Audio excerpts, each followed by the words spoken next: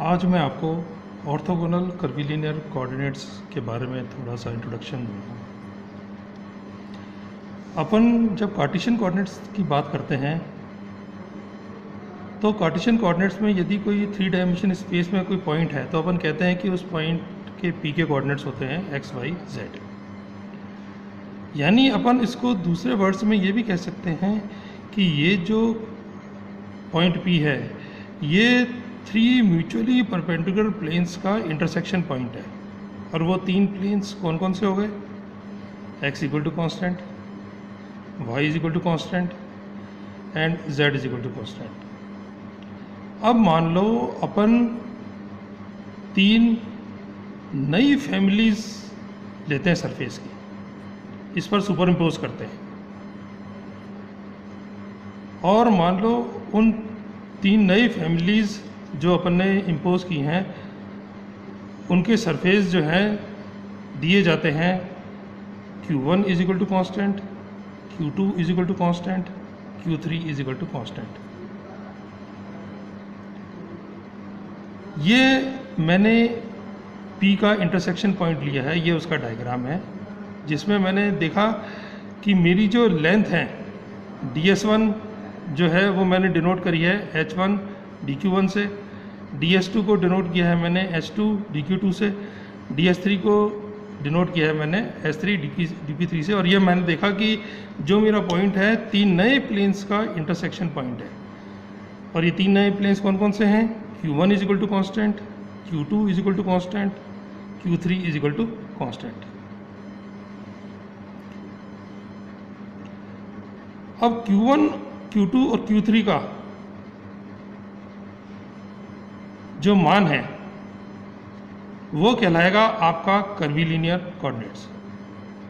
Q1, Q2, Q3 का जो मान है पॉइंट P पर वो कहलाएगा आपका कर्वीलिनियर कोऑर्डिनेट्स। और यदि कोऑर्डिनेट सरफेसेस म्यूचुअली परपेंडिकुलर हैं,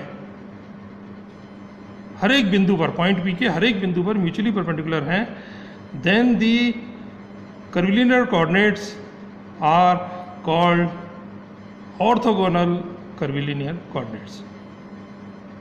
यानी ऑर्थोगोनल कर्वीलिनियर कोऑर्डिनेट्स में ये जरूरी है कि तीनों सरफेसेस जो हैं एक दूसरे के परपेंडिकुलर हों।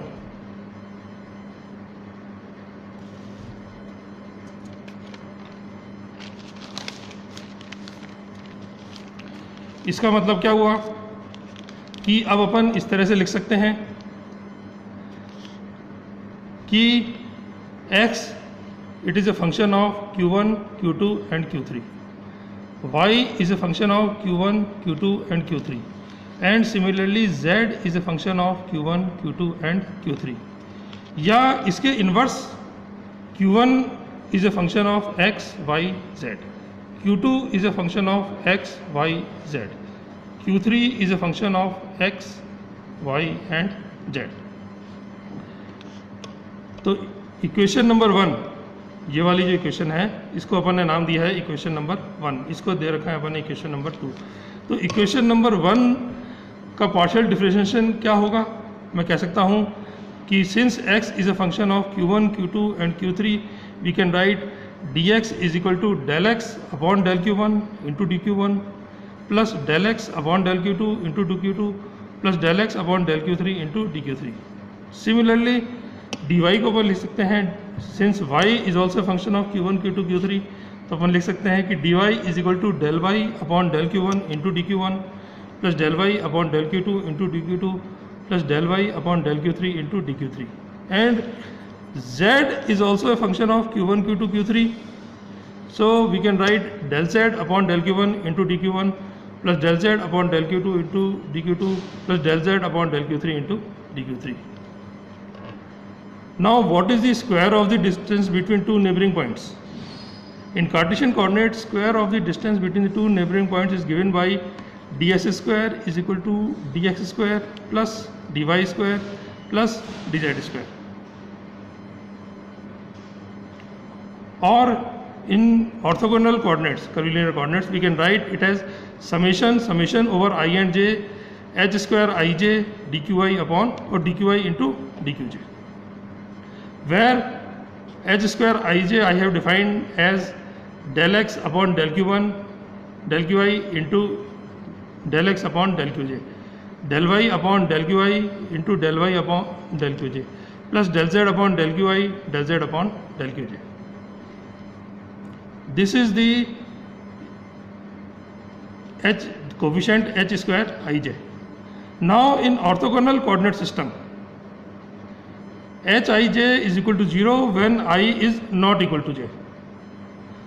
तो अपने पास सिंपली अब 3 टर्म्स ही रह जाएंगी.